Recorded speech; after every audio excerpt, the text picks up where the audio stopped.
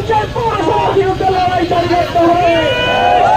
এই কথা বলে সকলকে সংগ্রামী অভিনন্দন জানিয়ে আগামী শুক্রবার 23 তারিখ কলকাতার রাজপথে আমরা চিকরের অভিমুখে যাব। আপনারা যাবেন তো? শিয়ালদায় দেখা হলো তো?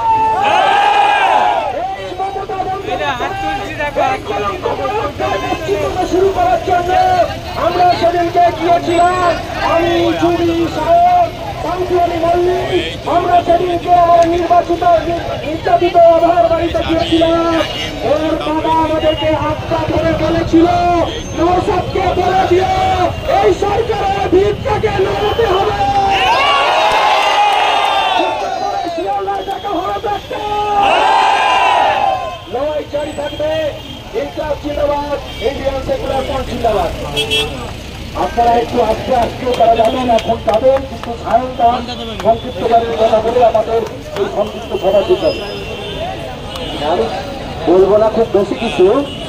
অনেকে প্রশ্ন করছেন যে আমাদের দাবি কি, কয় দফা আছে।